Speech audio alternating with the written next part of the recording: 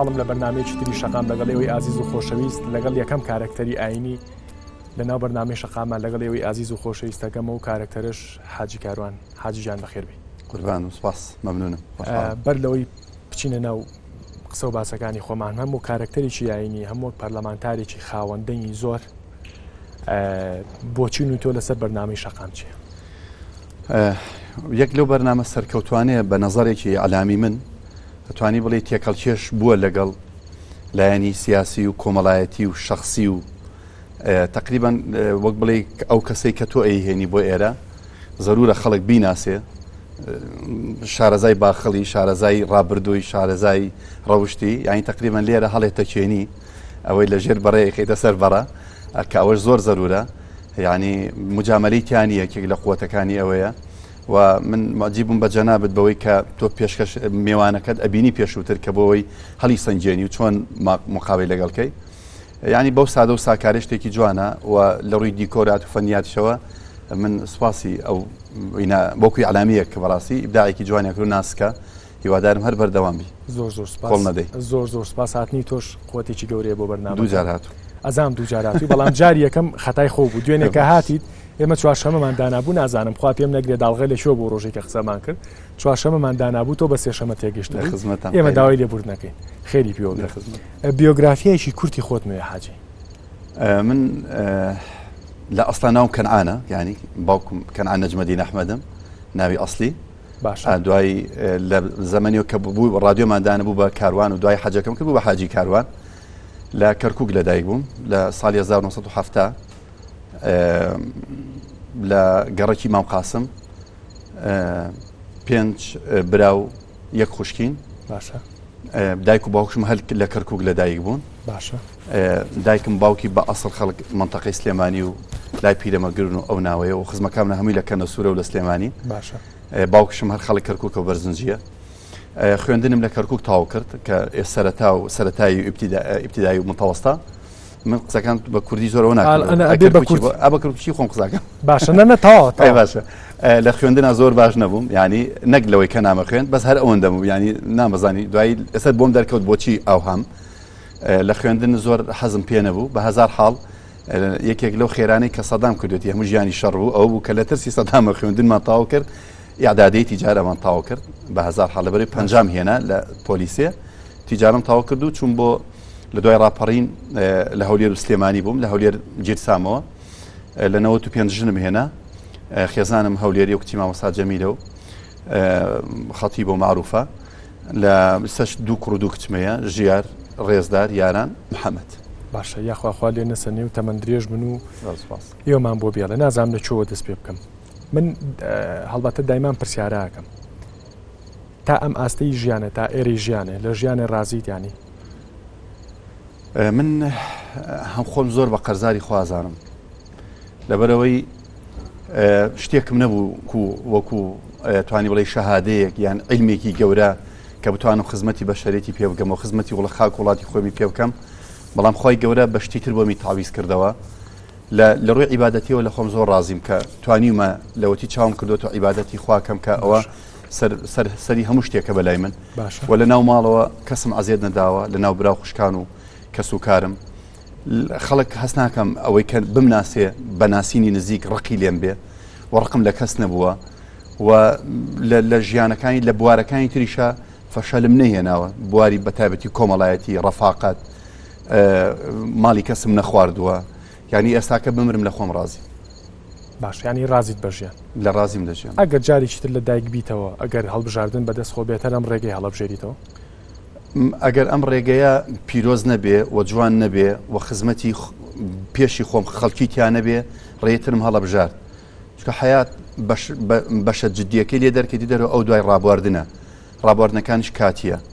بۆیە من هەر لە سەرەتاوە بەبیرم نایە یعنی خۆم بەبیر نایە کە خەریکی کاری خێر و حەزم بە خێرە یعنی ئەگەر جارێتریش خوا بمژێنێتەوە هەر بەم شێوەیە ئەژیم بەڵام لەوە چێ بەشتی تازەتر بێ ئیسپادە وەرگرتن لەو غەڵەتانەی یا لەو شتانی کە نەم کردووە. باشە تۆ باسی خێرە کرد خێر قەزم چاکەکرد بەڵێ چاکەکردنەکەن کۆمەڵێ قسە هەیە کۆمەڵێ وتەی جوان هەیە هەم فەرمودەی پێغەمەری خواشی لەسرە ئەڵێ کە چاکە کرد ئەم دەسە بەو دەسە نەزانێ چاکە بکە بیدە بەدەم ئاوە بەڵام چاکەکانی ئێوە ئەیەن بەدەم تەلەڤیزۆنەوە یعنی ئێوە ڕێکخراوتان هەیە و بانگەوازەکەن و ئێمە ئەوەمان کرد و وا خێرەکەینەوە ئەمە تا چەند تەندروستە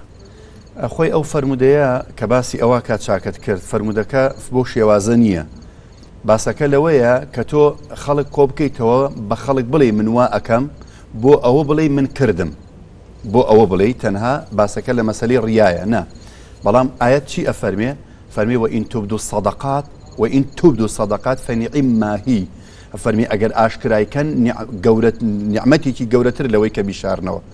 صدقه یعنی خێرکردون چاکەکردن بۆ ئەوەی خەڵک چاول لێکە بۆی خەڵک تشجیع بێ ئەبێ ئاشکرای کەیت زۆر طبیعیە لەبەرەوە ئەم حاڵەتەیەمە حاڵەتێکی خێرخوازی منەظەمەی ڕێکخراوەیە تۆ ئەبێ بۆ خەڵکی ئەعلانکەی کە تۆ چیت کردووە مەسەرەن جەنابەت $100 ئەدەی بە من ماگانە بۆ دوو عائیلەی هەتیو ئەبێ بزانی من سەرە مانگ چیم لێ کردووە هەر ئەوەندە جگە لەوەی کە خەڵکێکی تر ئەزانێ ئەمە تەنها بۆ ئیعلامە یعنی تۆ تەسویق بە ئیعلامی ئەو کارە خێرادەی نەک لەبەرەوەی خۆتی پێ هەڵکێشی کاک دەرون ئەوە عیلاقەی بە دەرونی ئینسانەکەوەیە عیلاقەی بە نیەتی ئینسانەکەوەیە ئەگەر هەر ئینسانێک نیەتی تەنانەت مەلائیکەت و شەیتانیش نازانێت تۆ نیەتت بۆ چێیە ئینسانەکانیش نازانن ئەگەر نیەتەکەت بۆ خوابێ طبیعیە تۆشت ئاشکراکەی باشە من ئەمڕۆ هەندێک پرسیارەکەم هیوادارم لە ڕووی شەرعیەوە تەندروست بێ پرسیارەکانم بەڵام پرسیاری خەڵکە و ئەیکەم ینی زۆر جار شەقام جۆرێک لە سەرکەوتنی شەقامەیە کە قسەی دڵی خەڵکەکەین بەشێک لە خەڵک بەشێک لە ئەو کەسانی کە ئازانن جەنابەدیتە بەردامی شەقامەوە قسەیەکەکەن قسەکەش جێی ئەوەیە کە من ئێستا بە تۆی بڵێم هەمیشە ئەڵێن بانخوازەکانی ئیسلام بانخوازە ئاینیەکان بە جەنابیشتەوە هەمیشە خیتابەکانیان بۆ خەڵکانەیە کە ئیسلامن کە هاوڕان لەگەڵیانە هاوبیرن لەگەڵیانە لۆکیشنەکان باسەکەم ئەلبەتە تۆ لە جێگەیەکە کە خیتابی ئەو خەڵکانی کە دانیشتون هاتوون بۆ خیتابێکی ئیسلامیتەوە مەسەرەن بۆ بیر لەوە ناکەنەوە ئەم خیتابانەتان بگوێزنەوە بۆ شوێنەکانی تر وەکو مەسەرەن بۆ نمونە لە چاخانەیەکە خیتابتانە بێ ئێوە لەسەر جادێک خیتابتانە بێ ئێوە یعنی بۆ خەڵکێک هە بێکەیتر بزانی ئەمە ئیسلامە مەسیحە جوولەکەیە هەر دینێکە ئێوە خیتابەکانتان خیتابی چاکەیە بۆ لەو شوێنە بۆ ئیلابێ لە مزگەوتا بۆ ئیلابێ لە کستۆدی و کۆنتترۆلێکا کە هاوادارەکانی خۆتانی تیاابێ من تەمەنای ئەو قسەی تۆمە کرد وا وایە لە ناو کۆمەلگای ئێمەیە و ئەم سەردەمە فەرقێ لە پێشووتر لە ساڵی مەسەلەن بمبورە ئەفومکە مەسەلەن بۆ نمونە تۆ پێ بە جرجی خۆتا بنی بچۆرە مەیخانەیەکەوە زۆر ئاساییە ئاسایە ئەگەر بچی ئاساییە ئەگەر بچی وە زۆرش حەزم لێ بووە وە زۆریش هەوڵم داوە بەڵام باسەکە لێرەیە ئەنی شێوازی طبیعەتی من لەوا چێت بۆکو خۆم شخصی قساکەم لەوای نەتوان بەڵام بۆ ئەوروپا زۆر طبیعی من ئەوروپا چوومە نۆرنبێرگ هەفتەیەک شەممان مەسیحیەکە هات هەردوای ئەو مسلمانێک هات ئێمە ئەچوینە کنیسە ئەو ئاهاتە مزگەوت لە ئەوروپا ئەو حاڵەتە بەنسبەت من طبیعی بوو یان خەڵکێکە بوو ئەچوون ئەگەڕین ینی لەناو ئەو کنایپەی پێ ئەوترێ ئەو شوێنانی کەشتی خراپی لێ ئەکرێ ئەو گەنجانەی کە دانیشت بوون لە ئەوروپا تا حدێک جەوەکەی ئەخڵقێ بەس من نەمتوانیوە ئەمە بکەم بە حکمی ئەوەی کە ئەمڕۆ تەلەڤیزیۆن ئەچێتە هەموو ماڵێک یعنی خەڵک بووە کە دەروون تۆ باسی ئەو حاڵەتە سەرخۆشیاکەی گەنجێک ینی کە جارێک هات بۆ لاوتی مامۆستا من ئەم شەو بە سەرخۆشی هاتوومەتەوە فول سەرخۆش بوومەوە هاتوومەتەوە لێک نقطەی باسی ئەوم کردوم کەسێک کە سەرخۆش ئەبێ تەنانەت خوای گەورە کە خەوی لێ ئەکەوێ خەوی لێ حرام ناکە وەکو ئینتیقامێ ئەخەوێت و ئەو تەڕایەتیە قوت ئەدا بەبێ ئەوەی هەناسەی بگیرێ خوا لەگەڵەوەش ڕەحمی لەگەڵ ئەو کردووە ئەو جاوتی من فول سەرخۆشم کە جۆم لەو قسەیە بوو ئێستا و گەنجێکی هیدایەتدرا و دیندارە ئەو ئیشەی من کە بچم بۆ ئەوەی کە لە مەیخانە بێ یا لە شوێنێک بێ ئێستا تەلەڤیزیۆن ئەیکا بەس هیچ شتێک ڕێی لێم نەگرتووە کە نەیکەم و تەمەناشم کردو بەڕاستی لەوە چێ لە مەرحەلەی دادبیکە باشە قسەیەکی تر هەیە هەمیشە بەشێک لە ڕۆشن بیران بەشێک لە کارکتەرە ئاینەکانی دینەکانی تر بۆ نمونە مەسیحەکان هەمیشە قسەیان لەسەر بانخوازەکانی ئیسلام ئەوەیە کە بە هەمیشە بەدەنگێکی زۆر بەرز خیتابێن ینی ئامۆژگاری بەدەنگی بەرز ناکرێ یعنی ئەگەر تۆ تێ ئامۆژگاری من بکەی ئەبێ بە زمانێکی نەرم ئامۆژگاریم بکەی بۆ لێم تۆڕان ینی بەشێکی زۆر من هاوڕێم هەبوو ئینگلیز بوو توێتی بەس من تێم گەێنە بۆچی بانخوازەکانی ئێوە کە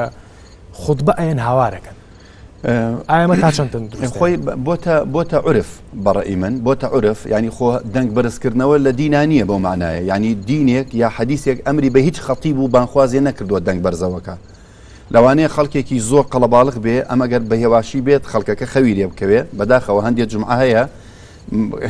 کەسەکە ئەچێتە خەوەکەی لای مامۆستا ئەکا بۆی ئەگەر مامۆستا گەرم و گوڕ نەبێ واتە سەورەکە خوتبەکەی تەئسیر ناکە بەڵام ئەوە کەوتۆتە سەر بیرکردنەوە و سەر بەهرەی ئەو خەتیب و مامۆستایە کە خوتبەکە ئەدا ئەسڵ وایە قسەکەی جەنابتە منیش لەگەڵام قورئانیش وایە حتا علەما گەورەکان ئیمامی نەوەویش باسەکە ئیمامی نەوەوی کە باسی خوتبەی پێغەمبەر ئەفەرمێ پێغەمبەر صلی الله علیه و سلم لە حیاتیدا یەک جار ئەو خوتبەی داوە ئەفەرمێ احمرت وجهه ئەفەرمێ دەموچاوی سوور هەڵگەڕابوو و منبەرەکەی ژێری خەریک بوو بکەوێ ئەوەندە ئەیلەرزان ئەوە لەبەر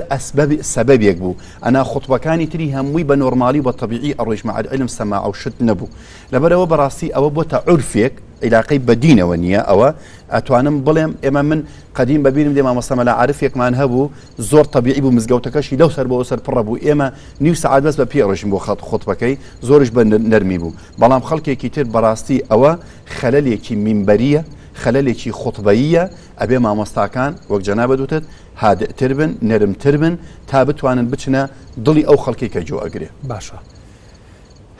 کێشەی شەخسی و یا کێشەی فکریت لەگەڵ چیا هەیە وەکو وەڵای ئەخش دووشتاخی کێشەی شخصی لەگەڵ شخصا یان لەگەڵ خەڵکە کێشت لەگەڵ چیا هەیە بەبیرم نایە وەکو خەڵک شخص کێشەم لەگە کەسانێن لە ڕووی مادینە لە الحەمدوللا خێزانی شتێکم نییە وەکو خۆم کێشەم نییە بەڵام لەوا چێت مەسەلەن خەڵکێک من عزیێت بدا بە بەعزی ئەوەی کە من ئەبێ وەک ئەو وابم وەک ئەو بیر بکەمەوە وەک ئەو هەڵسو کەوت بکەم وەک ئەو جلب و جلو بەر بکەم وەک ئەو قسە بکەم ئەو لەوانەیە کێشە بۆ من دروست بکالەوەی کە نەقد لە ئەدای بانخوازی من بگرێ نەقد لە ئەدای مەسەل ئەمڕۆ من هاتووم بۆ خزمەتی جەنابەت برادێک گلەیم لێکە ئەڵێ تۆ نابووە بچتایەتە پەرلەمان لەبەرەوەی لە کاری بانخوازی بوویتایە ئەڵێم تۆش ئەگەر وەک من بیرت بکردایەتەوە بۆ کێشەکان لای من پەرلەمانتاری بێ یان بانخوازی بێ خێرخوازی بێ مادام خزمەتی ئینسانەکە وڵاتی تایە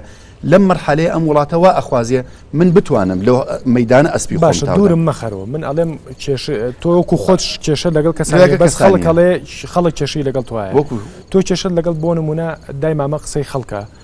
قسەی خەڵکە سادە موسڵمانەکەیەکە ئەڵێ ئیسلام یەک بانگە یەک قورئانە یەک پێغەمبەرە یەک ئایدیایە یەک بیرکردنەوەی ئەم هەموو لق و پۆپ و هینەی بۆ لێ بۆتەوە ینی هەر یەکەشیان کە تۆ قسە لەگەڵ باڵێکی تری ئیسلامیە بکەیت وەکو جەنابە خۆیەوەرەکانی قورئانە و حەدیسەکانی پێغەمبەرە یعنی ئەم هەموو پەناو پێچە ئەم هەموو باڵە بۆ لە ناویشانە خۆتان باڵەکان بوونەتە دوژمنی یەکتری بە جۆرێک مەسەلەن بە نمونە سەلەفیەکان توان قبوڵ نییە ینی من گرتەیەکی ڤیدیۆین بینی بە ڕێزێکی سەلەفی بە جۆرێک لە جۆرەکان تەشیر بە شخصیەتی تۆشەکان بۆی کە ئێوە جەنابەت مەسەن سونەتەکانی پێغەمبەر بەجێنایانی لە ڕیشێشتنەوە و لە سیواک و دایمە تێبین و سەرنجە لەسەر ئەو شتانە هەیە و ممارەسەشی ناکەی فعلەن واشە ینی ڕیشی تۆ لە چاو هاوڕێیەکی سەلەفیمانە فەرقی هەیە کاکە دەروونجان جارێ دین لە ئەسڵا یەک دینە و یەک حەدیث یەک قورئان و یەک سونەتە بەڵام لە ممارەسەیە ئێستاکە من و تۆ بۆ نوێش وەکو یەک نین لەوانەیە لە شەو نوێژە وەکو یەک نەبین لە خێر و سەدەقەیە وەکو یەک نەبین بۆ ئیشکردن بۆ ئەوەی کە ئەم دینە قورئان ئەمری بە هەموو موسڵمانێک کردووە کە هەوڵ بدەین دین وەکو شەریعەت وەکو دەستور ببێ بە یاسا و قانونی وڵات ئەوە ئەمری خوایە بەڵام ئەمێنێتەوە ئیشکردن بۆ ئالیەتی ئەمە جەماعاتی ئیسلامی لە عالەمە یعنی ئەتوانی بڵێ فراوانترین جەماعاتی ئیسلامی لە ئاسی عالەمە ئیخوانە یەکگرتوش فکرێکی ئیخوانی هەیە بەڵام لەوەوە جەماعاتی تر دروست بوونە باسەکە لەوەیە ئەگەر کەسێکی وەکو منی ئیسلامی کۆمەڵ بێ یان سەلەفی بێ یا سۆفی بێ یا شێخ بێ و دەروێژ بێ ئەگەر ئەو بێوێ بەو نەزەرەی خۆی بەو تەڕیقەی خۆی خزمەت بە ئیسلام کە من ئێمە هیچ گرفتمان نییە بەڵام لەوەی کە من تەنها خۆم بەڕاست بزانم خۆم بە باش بزانم تۆ بە خراپ بزانم ئەوەیان خراپە وەرنەگلەوەش بچم محارەبە بکەم ئەمە خراپە ئەم حاڵەتە نەگەیشتوەتە حەدی ئەوەی کە سەنگەر لە یەک بگرین دوژمنایەتیەک تر بکەین من بەرش بە حاڵی خۆم وام قەت نەبووە ئێمە بەبیرم دێت لە بیداینەوەتەکانەوە ئەو کاتە هەندێک مامۆستا و بانخواز لەم وڵاتە بەجددی ئێمەیان قسەیان بە ئێماوت من سیاسەتی ڕەتدانەوەم يعني ڕەدی کەس نادەمە بۆ ئەحتا بۆم بکرێ بەس لەوانەیە دوو جار غەڵەتم کردبێ اعتراف ینی دان بە غەڵەتی خۆمانیم لە یەک دوو جارە لەوانەیە یەک دوو جار خۆم نەگرتبێ بازێ ڕەدم دابێتەوە بەڵام ئێستا ئەو ڕەدەش نادەمەوە ئەو گەنجە وەکو فکرەیەکی سەلەفی بیرەکاتەوە ئەم طریقەیە من باشە بۆ خزمەتکردنی دین بەڵام منیش ئەم طریقەیەم پێ باشە باسەکە لەوەی خلافمان لە ئەسڵانیە خلافمان لە ئالیەتە هەیە خلافمان لە تەطبیقا هەیە ئێستا مەسەلەن بۆ نمونە کێ هێ دەستنوێژ نەزانێ بگرێ نەخوێندەوارێک نەنچی من و تۆ باپیری من و تۆ نەخوێندەواری ئەو دەشت و دەرەیە ئەزانێت دەستنوێژ بگرێ وایە دوو چوار مەزهەبی گەورە خلافانێ لەسەر مەسەلەی دەستنوێژە ئیمامی حەنیفە ئەڵێ لە دەستی خێزانە بدەی ناشکێ ئیمامی شافعی لە دەستی لێ بدەستی ئەشکێ ئایا ئەمە دوو جەمسەرن بە دژی یەک نا ئەمە فراوانی دینە ئەم دینە چونکە آخر دینە زۆر طبیعیە بۆ تطبیقاتی لە ئوسوڵنا لە سەوابدنا لە تطبیقاتە بەعزێ ئیشکالیات و خلافمان هەبێ لەگەڵ یەک باشە تۆ قسەیەکە پێم وابێ واشە دەستنوێژ لە هیچ ئافرەتێک ینی ناشۆیتەوە دەستنوێژ لە هیچ ئافرەتێک ناشکێ نانە من خۆم نایشۆمە یعنی ئێستا گەر ئافرەتێکی غەریبەش هەر غەریبە ئەجنەبیش بووە مەسەلەن دەستێ بەردەستی کەوتو دەستنوێژ نەکردوتەوە بۆچی ئەوە ئێستا بە دوو طریقە ئێمە خوشک و برایەکین بە دوو طریقە بەشەریەکەی كلكم من آدم وآدم من تراب أو واضحة أو خشكي منها بيشتا أجر مسلمانيش نبي بشكل تر كأو العيني عقيدة وبيرو باوري وقت منها غيري خيزانم هموي أبيت خشكي لبر أو بون منا لحج إذا لحج برو بفتوى همو مفتي كان وبهر شوار مذهبك دزنيش ناشوريته كواتا همان ضل حج وەکو دەورەیەک وایە هەمان حاڵەت ئەتوانی بگوازیتەوە بۆ ئێرە بەبێەوەی کە من هیوادار مامۆستایان نەقد لە من نەگرنەوە قسەیە من ئیشم بە خلافات نییە کە لە مەزهەبی ئیمامی شافعی دەستنوێژ ئەشکێ دەستنوێژ لە خێزانی خۆت دەی ئەشکێ دەست لە کچی تر دەدەی ئەشکێ بەڵام ئەمە بەشەکەی ترێتی ئیمامی حەنیفە ئیمامی ترە لێ ناشکێ دەستنوێژ لە خێزانەکە دەشۆیتەوە من لە خێزانەکەش دەستنوێژ ناشکێ دەستنوێژ بە چی ئەشکێ وەگەر لە ئاسمان فڕێتە خوارەوە آخر خوي بزعنا أو آياتي كأفرميها أتانا موضوع كنا بتسمى مسائل فقهية إذا لامستم النساء خلاف لامستم شيء لمسي شهوة وذوقة لمسي بركوتنا لمسي بركوتن ناشكي لمسي ذوق وشهوة أشكي يعني بكر ديك دمد آوي كده أشكي باشا باشا يعني باشا يعني تو دم أو ناكا بويش خانمك بدل لخزانك يخوت خلق چۆن تەماحێز دەخشتی خۆی لای من وایە من ینی ئەزاین چۆنە من ڕیسالەیەکم پێیە کاک دەروون ئەگەر لە ناخەوا نەبم بەرامبەر هەموو کەس ناتوانم ڕیسالی خوا بگەن ینی بۆ نمونە من حەدم نییە بەژێر خۆڵی پی پێغەمبەرانیش نابم یعنی حەدم نییە بە شاگردێک لە شاگردەکانی پێغەمبەرانیش بم بەڵام ئەوە بە نەسی ئاەت کە حەزرەتی لوط کە کەسەکان دێن بۆ گیان ئەو دوو مەلایکەتێ لە شکلی دوو گەنجی جوانن علي هؤلاء بناتي يعني علي طبعا بكتشي خلق علي ما انا كتش من همو كتشي منه همو كسيك لما قولت له خشكي منه لبر اوا اما رسالي بيغمبر هر کس ام پیامال گره بيوابيت باشا دوایی نسر موضوعی خانمان و قسە و باسی زۆری لەسرە بەس من پرسیارێکەکەم هەڵبژاردننی تۆک و پیاوچاچێک نەک جەنابە دۆک و پیاوچاچێک ئەگەر دوو کەسە بێت کەسێکیان پێشمەرگەیەکی نوێژ نەکەر بێ و کەسێکیشان داعشێکی نوێژکەر بێ کامیان پیاوچاکە لە ئایدەی تۆ بەڕێی تۆ ئەگەر تۆ بە قیاسی قورئانی بڵێ دوو مصطلح هەیە لە قورئانە مصطلحی مصلحون هەیە مصطلحی مفسدون هەیە خی گەورە ئەفەرمێ خی گەورە وڵاتێک و دیهاتێک وێران ناکە ئەگەر خەڵکەکەی چی بن مصلح بن بەڵام ئەگەر کەسێکی تر مفسید بێ ئیمانداریش بێ لای خی گەورە قبول نییە دیوێکی تری ئەگەر کەسێک زاڵم بێ دەوڵەتێک و دەسەڵاتێک زاڵم بێ خوا ئەگەر ئیمانداریش بێ خوا یارمەتی نادا بەڵام ئەگەر دەوڵەتێکی تر عادیل بێ و کافریش بێ خوا یارمەتێدا تۆ دوورەسمەوە ئەمێ بچمە سەر ئەوە من بە کورتی ئەمەوێت کامیان پیاوچاکە بێ گومان نوێژکەرەکەت پیاوچاکەیان نەخێ پێشمەرگە نوێژنەکەرەکە باشترە لە داعشێکی نوێژکەر من وابزە میسالێکم بۆ تێنایەوە پێشمەرگەیەکی دلێر تەلەفۆنی بۆم کرد لە مەلا عەبدوڵڵا لە خوارەوە وتی مامۆستا داعشێک لەناو مینارەی مزگەوتێکە ئەم داعشە بە قەناس 5 پێشمەرگەی شەهید کردوین ناتوانین سەر دەرکەین واللهی لە ترسی خوا ناتوانم لەو مینارەیە بدەم باشە دەوتم تۆ بە ناوی منەوە لێیدا خۆزگە من ئەو پەنجەی تۆ بمایە ئەتخستە بەو پەلاپیتکەیە بمایە ئەتخستە سەر ئەو ئارپیجیە وەڵام سوپاس بۆ خوای گەورە لێیدا و مینارەکەی تەخت کرد ئەو گەنجە لە ترسی خوا لە مینارە نادا بەڵام ئەو ئاچێتە ناو مینارەیەکە و خەڵکێکی بێتاوان ئەکوژێ کامی باشترە ئەو پێشمەرگەیە باشە یا ئەو داعشە باشە بێگومان ئەو باشترە ئەم دیفاعەکە لە خۆی مەزلومە ئەو زاڵمە لەبەرەوە سیما و حتا بزانە پێغەمبەری خوا صلی الله علیه و سلم فەرمێ ئەگەر بەو نەوە ئەبێ ئەو ئەو تعریفی کە داعشەکە پێغەمبەری خوا صلی الله علیه و سلم فەرمێ ئەوانە لە هەر شوێنێک بینیانتان بیان کوژن و باشترین کوژەر ئەو کوژەرەیە کە ئەوانە کوژێ و باشترین شەهید ئەو شەهیدێ بە دەستیوانە کوژدێ باش لەبەرەوە پێشمەرگە باشتر باش پێشمەرگە باشتر پێشمەرگە نوێژ نەکرد باست کرد نەخا پێشمەرگە بەام خۆی باشتر نەنا پێشمەرگەیەکی نوێژ نەکرد باشە گریمان ڕۆژێ لە ڕۆژان ئەم حیزبەی جەنابە یەکگرتووی ئیسلامی بە بەرژەوەندیەکی حیزبی وەک هەر بەرژەوەندیەکی تر ڕێکەوتنێکی استراتیجی هەبوو بەرژەوەندیەکی حیزبی ژێربەژێر هەبوو بەرژەوەندیە کوی کردنەوە لەگەڵ داعشە موقفی تۆک و حاجی کاروان چێ بێ من ئەگەر حیزبەکەم نەک لەگەڵ داعشە لەگەڵ حیزبێکی کوردستانی ڕێکەوێ بە قەناعەتی من لە مەسلحەتی خەڵک نەبێ تەطبیقی ناکەم قورآن چیە فەرمێ ئەطیعوا الله وأطیعوا الرسول وأولی الأمر منکم ئەفەرمێ ئیطاعی خوا و پێغەمبەر بکەن و ئیطاعی کەسانێک بکەن کە ئەوان ئیطاعی خوا بکەن ئایا گۆڕایەڵی خوا ئەچی دەست لەگەڵ کەسێکی بێگانێت تێکەڵاوەکەی بۆ دژی وڵاتەکەت نەخێت شتیوا هەر نابێ ئەسڵەن نەک ئەوەی ئیطاع بکرێ ئەوێ دژایەتیش بکرێ شتیوان نییە یعنی من بە کوردیەکەی ئەوە نین یعنی ئەمە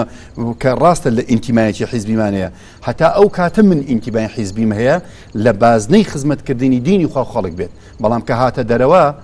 من دێمە دەرەوە باشە مهتەمیت بە هەموو سونەتەکانی پێغەمبەری بکرێ هەتا بۆم بکرێ ینی هەر سونەتێک لە بواری بتوانم لە عیبادەتا کردبێتم لە هەتا بۆم بکرێ کردووە باشە ئەچمە کەیسێکی کامە زۆر پرسیاری خەڵکێکە بە ئەو خەڵکی کە زۆر نزیک نییە لە دینەوە هەمیشە مەسەڵەن کە تۆ مناقەشە لەگەڵ کەسێکاکەی کۆمەڵێ شڕۆتێ بۆێنێتەوە یا کۆمەڵێ نمونەت بۆێنێتەوە کە ئەو کەسە بە خاڵی لاوازی ئیسلامی ئەزانێ من لەمەوە پرسیارەکەم دەست پێکەم جەنابەت کچێکت هەیە کچەکەت 9 ساڵە کەسێک جێت بۆ داوای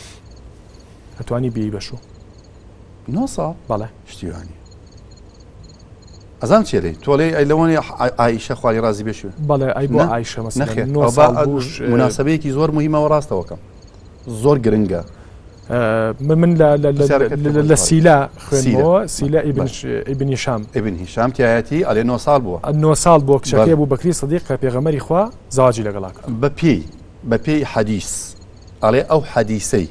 کە لە بوخاری و موسلیمە هاتووە ئەو پیاوەی ئەم حەدیثەی گێڕاوەتەوە ئەم پیاوە هەتاکو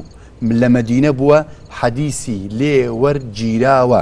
بەڵام ئەم پیاوە تووشی ینی لە بیرچوونەوە بووە بە کوردواری پێمە پێێنن یەکێ خرف بوو بێ وەنیە خەڵەفاو ئەڵێ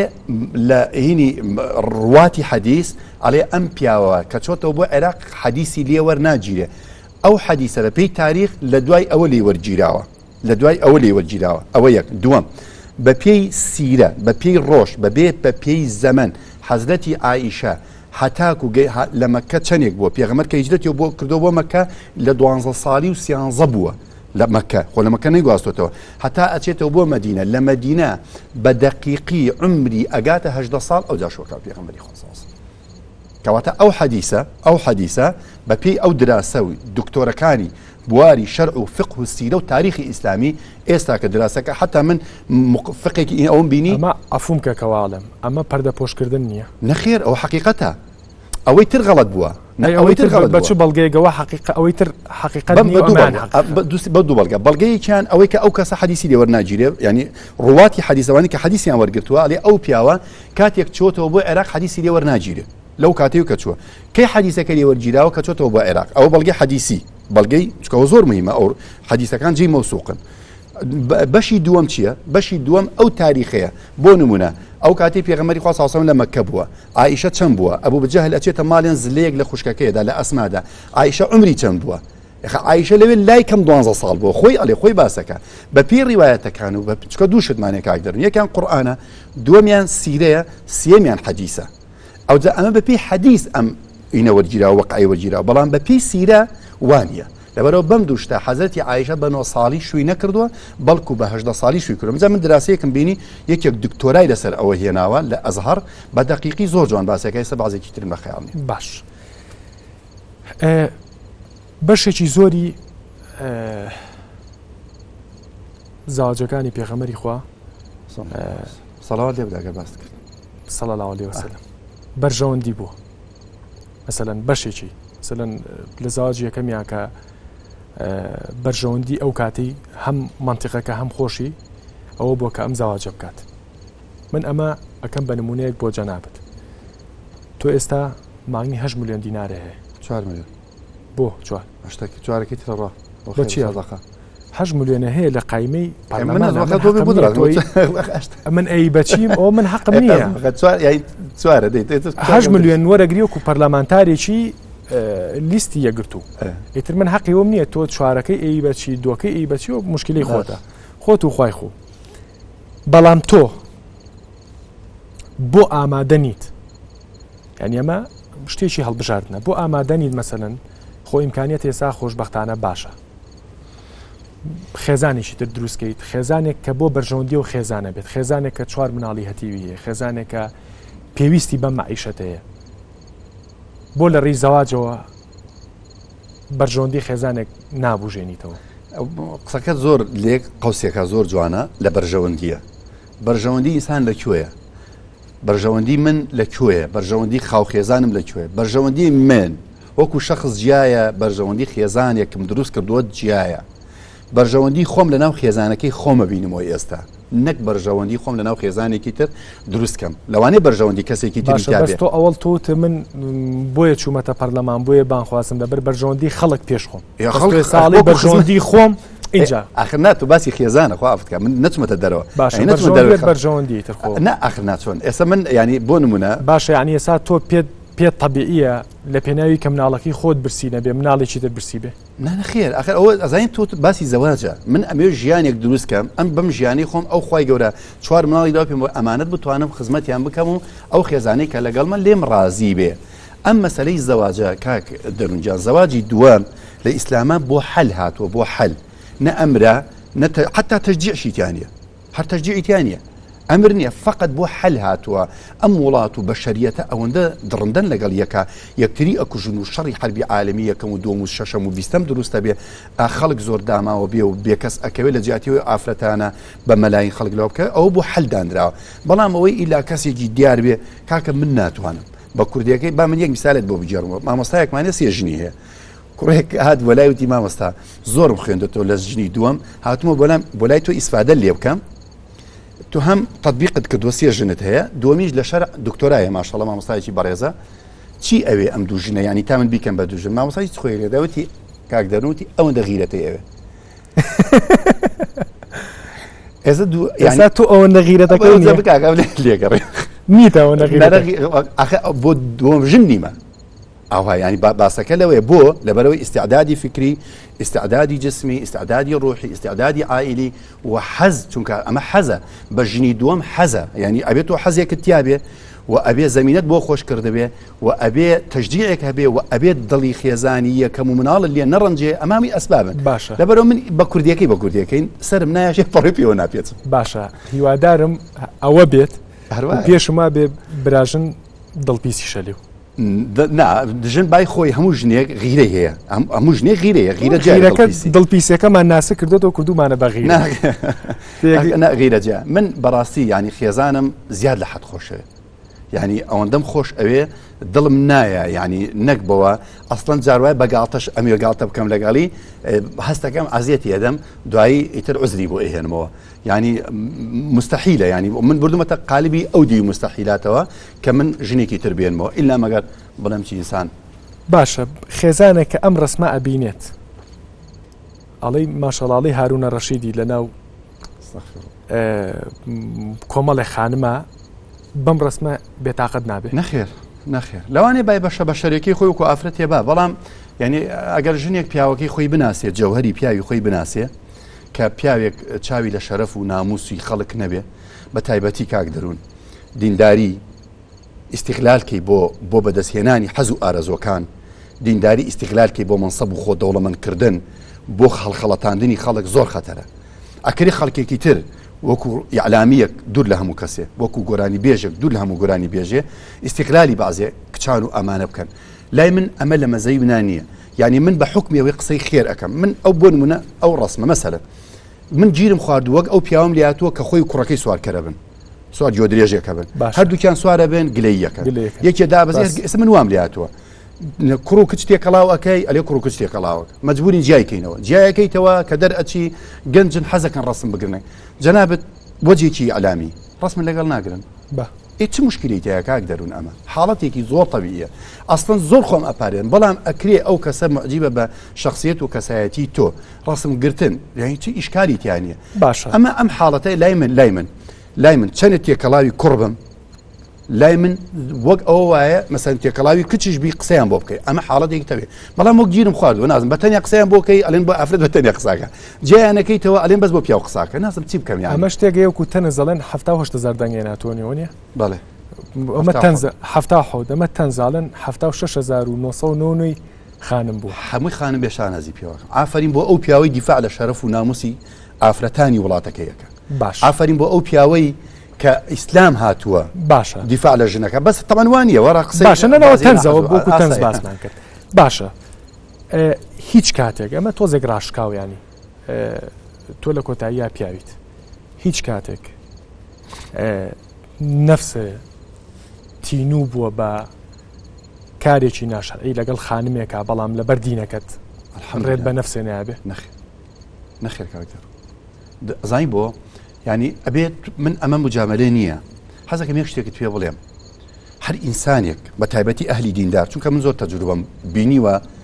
لەگەڵ ڕێزم بۆ هەموو مامۆستایانی قەدردار مامۆستای زۆر بە عەدەد ینی ناڵێم یعنی مەکانەتی لە من بە مەکانە تر بووە بەڵام خزاوە بەهۆی ئافرەتەوە یا خۆی وای کردووە بیخزێنن من یعنی یەکێک لەو شتانی کە زۆر بە حەزەرم لێی لە ژیانی خۆمە تەعامل لەگەڵ ئافرەتە تەعاملە لە مناڵیشەوە وابوومە نە لە گەنجەتی دڵداریم کردووە نە لە دوای ژنهێنانم لەگەڵ ئافرەتی ترە بە غەمزە بێ بە لەمزە بێ بە حەڕەکە بێ بە چاو بێ بە کەلیمەیەک بێ لێرە و لە ئەوروپاش نەمبووە من ئێستا بۆم دەرکەوتووە سعیدی نورسی خواری ڕازی بێ کە سعیدی کوردی ئەو شۆڕشە ئیمانی لە تورکیا کرد بەو جلو کەشیدە و جامانەی خۆیەوە بەو کەوشە کوردەواری خۆیەوە شۆڕشی کرد بەرامبەر ئەتاتورک ئەو پیاوە تا مرژنی نێنە براکەی پێیوت ئەوی دیارە تۆ پیاونیت بۆیە ژنایانی ئەوید وەڵی توانای هێنانی حەوت ژنم هەیە بەڵام ئەوەندە ئەمانەتێک لەسەر شانم قورسە ئەم قورئانە بگەێنم مەجای ئەوم نییە کاک دەروم من ئەوەندەی ماندوم بە یعدادی ئەوەی کە شتێک باسکەم بۆ ئەو خەڵکەی کە بەرەو خراپە نەچێ ئەوەندە بیرم لەم شتانە نییە کە ئیعلام و فەیسبوک و خەڵکێک خۆی پێوە مەشغوڵ کردووە یعنی من نازانم زۆر جار خەڵکێکە لێ مامۆستا من لە فڵان شوم نەمبینیوە لە بیر مەچێتەوە دەم و چاوەکان دڵم نایە یعنی ئەگەر کچە وەکو کچی خۆم وایە ئەگەر گەورەی وەکو خوشکم وایە گەورەترە وەکو دایکم وایە غەیری ئەمە کاک دەروون ئەمە شکاندنی سنووریەکە کە خوای گەورە بۆ منی داناوە ئێمە من ببوورە وەکو کەس وەکو ئینسانە خۆم زۆر لەوە گەورەتر ئەبینم دابەزمە مستەوایەک تەماحم بچێتە سەر خەڵکێک من وەگوتم لە کاتی گەنجێتیان نەچووە ئێستاکە بۆ خۆم بەرم وەڵی ئافرەت سێرمی کردو هەموو جانم لەرزیوە باشە بەڵام دایمە من دوێنێ لە پیجی تایبەتی خۆم ڕامگەیاند کە جەنابەت میوانی شەقامیت و بەرنامەکەش تۆمار نەکراوە. زۆر سوپاسی هەوادارەکانی تۆشەکەم و سوپاسی سەردانیکەرانی پیجەکەی خۆشمەکەم کە زیاتر لە 1000 کۆمنت هاتووە. بەشێکی زۆر لە کۆمنتەکان ئەڵێن حاجی کاروان ئیستیغلالی خانمانی کردووە، ئیستیغلالی ئاینی کردووە بۆ بەدەستێنانی مەنسەبەکەی خۆی. کاک دەروون ئێستا ئەم پەرلەمانتاری و خۆ هەڵبژاردنە تۆ ئەبێ سەبەبێک بدڕەخسێنێ، زەمینەیەک خۆش ببێ. ئێستا تۆ ئەگەر پێشوێن بەرنامی پێشکەشکەیت و لە ڕادیۆ تەلەڤیزیۆن دەرنەچی چێ ئیزانی دەروون چییە؟ ئەمە ئیستیغلالکردنی ئەلامە بۆ ئەمە، یعنی زەمن وای کرد من دەرچم، من نامەزانی دەرچوون چییە. باشە باسی ئەلامە کرد. ئەم دیێڕە کۆمەڵی خەڵکی زۆر نیگەران کردو، ینی ئەم دیێڕە ئەکرێت دێڕێکی هونەرمەندێکی گۆرانی بێژ بێ، نەک پیاەکی ئاین. ڕاستە چەندین کچ هەڕەشەی خۆسووتان و کوشتنیان لێ کردوم ئەگەر زاوجیان لەگەڵ نەکرد. هەر ئەستان دیێڕەکە غەڵەتە، شتیوان نییە. ئەی بۆ قوڵە کردو ئەوەزایی مجلەیە دێ مقابل لەگەڵەکە پێم کاکە من وام وتووە وەرە بڕۆ تۆ مجلەکە بخوێنەوە بزانە وایە هەروانیە. مەسەلەن ئێستا بۆ نمونە من لەو بینە داوای لێ بدەم کە باز لڤینەکەم لە لڤین مقابل لەگەڵ من کردووە لە دیێڕەکانی حاجی کاروان ئەڵێ ئەوانەی کە دەنگیان بەڕی باداوەکەوە زیینیان لەگە خوشکی خۆیکە من وانالێم. من لە مقابلەکە ئەڵێم لە ژوورەوە ئەڵێم کاکە گیان ئەمە حکمی ئەم ڕیبایەیە ڕیبا ئەوە حەدیسەکەم بۆی خوێندوێتەوە ئەو لە حاجی کاروان واڵێ فەرقی زۆرە. ئەو لەو مانشێتەوەی نووسیوە پرسیاری چی کردو مەسەن پرسیارەکە ئەڵێ تۆ وەکەوەی کە دیاری کەس باسی زەواجی کردووە لەگەڵ مەسەلا. باشە گریمان ئەمە دێڕێکی نەخوازرا و تۆ نەو کردو، بەڵام ئەگەر گریمانەیەکەیە خانمێک تەلەفۆنی بۆ کردی بڵێ زەواجم لەگەڵ ئەنەکەی خۆ مەسووتێنم چیەکی نا کاگە دەروون ینی زۆر باخۆی بستێ من چیش مەسەب ئیشی من نییە من بخوا ئاوی پیا ناکەم ینی ئەکری هەرجێ خۆ ژیانی کەسێکە نا کاک دەروون عشقی کەسێکە زین بۆ تۆ ئەلحەمدولە من وەگوتم یەکەم خوا پاراستوێتی لەو شتە بووە حاڵەتێک مەسەن یەک لەوانەیە دوان بوو بێ ئەوە مەسەرم بۆ نمونە بە کوردەوەی خۆیان دەڕنەکی دێم داگرت دانێکیش لەگەڵ باوکی هاتووە بزان قەزدم ئەوە کە وەڵڵی خوا ئاگەیرێ ئێستا ئەلحەمدوللا من لە جیاتی ئەوەی کە وشەی کەلیمەی خوشک نەبێ لەگەڵ هیچ کەسێکە مەسە ئێستا زۆر جار لە ناوان لەوان لە بەتایبەتی ئەو جەنابتەوە کوستێمەی ئەوە چەندتان لەگەڵ ئەفرا هەر بە خان باسیەکەن من لە ژیانمان ناڵێم خان هەر لێم خوشک کەوتت خوشک خوشکە من نازانم درۆ بکەم. يعني ما هر کەسێک ئەگەر وابی ئەزانی چۆنە تۆ ناتوان مەسەلەن بۆ نمونە حەزرەتی یوسف کە پێغەمبەرە من حدم نییە بۆ جارێکی تر خۆڵی ژێر پێی پێغەمبەران زۆر تەبیعی ئافرەت پێ هاتووە ژن هاتووە بەلای پێغەمبەری خوا صلی الله علیه و ژن توتی یا رسول الله ئەلەکە بیە حاجە سێری یعنی خۆتی حەزەکە بمە خێزان طبعا ئەو پرسیاری کە جەنابەت کە باسی پێغەمبەر پێغەمبەر صلی الله علیه و بە ئەمری خۆش نییە ناوی هیچ ئەمری خۆیتیان نەبوو ما ينطق عن الهوى پێغەمبەر بە قسە نەیتوانێت خۆی شت بڵێ ئەگەر خوا پێی نەوت بێ ئەی زەوات چۆن لە خۆی وایکە قەزم لە چی دێ زۆر تەبیعی خەڵکێکی ناودار بێ دیندار بێ بانخواز بێ مقدم بەرنامەج بێ گۆرانی بێ هەر کەسێک بێ زۆر هەر هیچیش نەبێ زۆر تەبیعیە خۆی تەقدیم کە عیب نییە بۆ ژن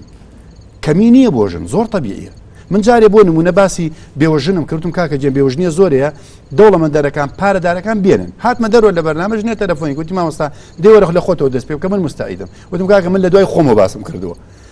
ئەمە گوناح نییە مە عیب نییە بەخوا غیرەتەکەیەوە وەی کە باسەکردن ئەمەنە باشە ببوورە تۆزێک ڕەنگە هیلاکێکم بەڵام ئەمێ لە شەقام و کارەکترانیە نە شەقام و بیان گوشم اینجا بڕۆن ینی پرسیارمان زۆرە ڕەنگەم بەرنامەی دە ساڵیت لە یوتیوب سیر کرێتەوە خەڵک چێژی هەلێ وەرگێت بارحاڵ لە چیت هەیە لەسەر عاشق ئەگەر مثلەن خوای گەورە لە دەرەکە فەرمێ وەجعل بەینەکم مەوەدەتەن وەڕەحمە بەڵێ عاشق لە خۆشەویستی گەورەترە عاشق نابێ هیچ فروفێڵێک و هیچ بیانویەک و هیچ مەهانەیەک و هیچ مەسلحەتێکی تیابێ عاشق لە بازنەی پیرۆزیایە بەڵام عاشق من دوورم مەخەرۆ بەس باسی عاشق وڵات و ئەم باسی عاشقی نێرومیە بەڵێ من ئەگەر عاشق ئەڵێم ئەو کاتە ئینسانە بێ بە عاشق عاشقی ئەسلی ئەوەیە کە تۆ کەسێکت بینی و چۆ دڵتەوە بچی بۆ داوای چونکە مقابلەکەت کە عاشقی ئەبی زۆر پیرۆزە نابێ عاشقی جەستە و عاشقی شتێکی ڕۆتینی بیت ئەگەر مێژوویەک بێ بەچی عاشقیە بیت کام مێژوو مەسەلەن ماوەیەک کاک دەروون ئێمە دووسێ حاڵەتمان هەیە ئەگەر تەڵەبەی کولیە هەموو تەڵەبەیە کە زانێت کچێک لەو کولیە 4 ساڵە لەگەڵێتی ئەتوانی یاڵی سەنجێن ئەگەر خزم هەر شارەزایە ئەگەر بۆ نمونە تۆ بۆ گەنجێک بدۆزیتەوە وەصفی ئەەکەی طبیعیە سێ جار چوار جار بە یەک بەڵام جاری وایە لە نەزرێکەوە تیرەکە لێە تویتر کەلەیدا ئەوە عشقە بەڕێی من بەڵام چی ئەمێنێتەوە ممارەسەی ئەو دڵداریە پێشی زەواج دڵداری عاشقی نییە کاک دەروونجان دڵداری ممارەسەیەکی ئەتوانی بڵێ لە دەرەوەی پاکی و بێگەردی زەواجە من بۆ نمونە چ شتێک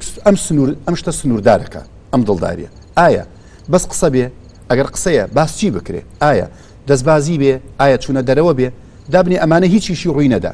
باشە ئەمە تا چەنێ پێکەوە بوون تۆ کچێک پێکەوە بوون تۆ نادوور لە هەر کەسێکی تر کچێک و کوڕێ پێکەوە بوون باشە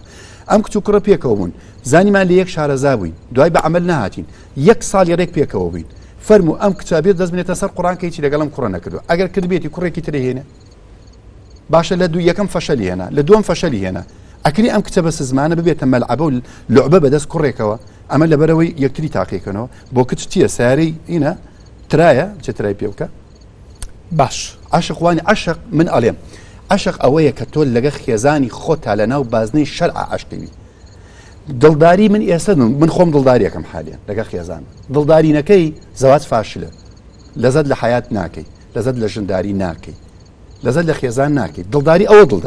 دڵداری دەرەوە سۆزداریە فەرقی هەیە لە دەرەوەی دەرەوە سۆزداریە بەڵام لە ناو ژنی هێنا لە ناو خێزانە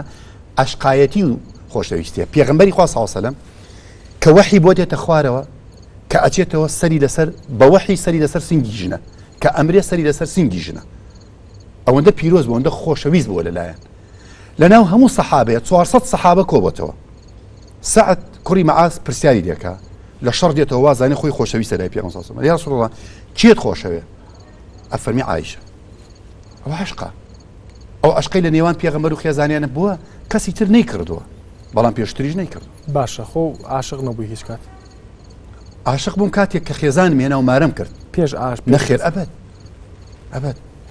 ئەی جارەکە بەڵام تۆ وەکو گەنجی عەفوەن وەکو گەنجێ تۆ حەز بکەی کەسێ بینی فڵان ئەوە گەنج ئەچێتە مێشکە زۆر تەبیعیە یعنی ئینسان ناتوانێت کۆنتڕۆلی دڵ و زەهنی خۆی بکە بەڵام ئەوەی کە تۆ هەنگاوی بۆ بنی خوتەی بۆ دانی و تەنفیزی بکەی ئەوەیان خراپ باشە بەڵام جارێک بەسەراتێکی ئەمە تۆزە تەنزیشە خۆ فش کردوتەوە لە بەرچاوی مەجموعەی ئافرەتە گوێ درێژێکەوە 20 دقیقەی لێیاوە بەڵام من ینی من یەکێ زۆر ئیشم کردەوە تقریبا نزیکەی ئەم بەیانیم ژمان گەیشتە 21 ئیش کردم لە ژیانمە لە کرێکاری لە حەماڵی لە باش دوایی نەسەرەوە یەک لەوی شای کردم لە باخەوان بووم یانی شاگردی باخەوان بووم سەوزە و کەروز و کەوەر و ئێوە پێنم تەڕەتیزە تەڕەتوورەمانە برد بۆ بازار لە کەرکووکەوە جۆ درێژەکەی پردی خاسەژاوی ئافیا ئابنای ئای خاسەیە ئەم برد بۆ بازار پێوەند ئەحمەد ئاغا کە ئاهاتمەوە لە ڕێی قەراغی خاسەیە عائلەیەک ئەڕۆیشتن بە حکمەوەی سێر فلیمی جاکشان و فلیمی هندی و ئەو شتانەمانە کرد بماڵی ئیتر جۆ درێژەکە بالفعل زۆر سەریع بوو کە هاتینەوە بە حکمی بارێکی لەسەر لاچوو کە هاتم عائلەیەک هاتن 4-5 کچیان لەگەڵ بوو قەڵە باڵغ بوون منی جوان مەزایمانە هەمووی سێرمەکان وەکو فلیم دەستم لە ڕەشمەی جۆ درێژەکە بەردا وەڵا بە سەریعی ڕۆی وردە شۆڕەوە بوو فڕێمیدا بۆ ژێر پێیان هەر ئاوە ئەمانەوە بە بژێر دەسا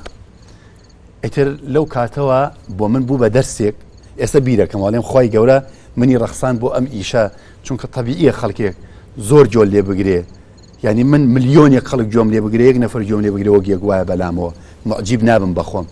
ئەو خی گەورە و کاتە ئەو دەرسەی پێمدا کە ئینسان شوهرەی بوو ناوی بوو دیار بوو لە ناو خەڵکە نابێ ئەوەندە معجیب بێ بەخۆی یعنی ئێستا من ئەو دەرسم ئەو کاتە وەرگرت لەو کاتەوە ناوێرم معجیبم بەخۆم هەتا باین تۆ بڵێ جمهوری زۆرە و دەنگی زۆریە ناو هەفتە ئازار بەخوا لای ماقەدە و کەنیسا ئەوە نییە بەخوا ئەو خەڵکی کە تۆ ئەیبینی ئەوەندە لە خۆم نەگۆڕاوم بۆ ناشگۆڕێم چکە من ئەزانم خی گەورە تؤتی الملک من تشاء بەڵام وتنزع الملک ممن تشاء خەڵکێکی تر بوو لە من ناودارتر لە من پایەدارتر لە من خۆشەویستتر بوو لای خەڵک بەڵام خوا لێی سەنەوە من بەس لەوە ئەترسێم دوعای منەوەیە ئەڵێم خوایە ئەو ڕێزەی داوتە پێم لێمی نەسەیتەوە باش بەس خەمی ئەوم لە خوتبەیەک تاڵەی قسەکردنی کوڕۆکچ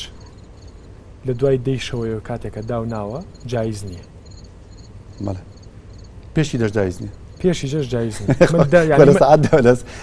لە سعاتەوە قسە حەڵال باشە بەڵام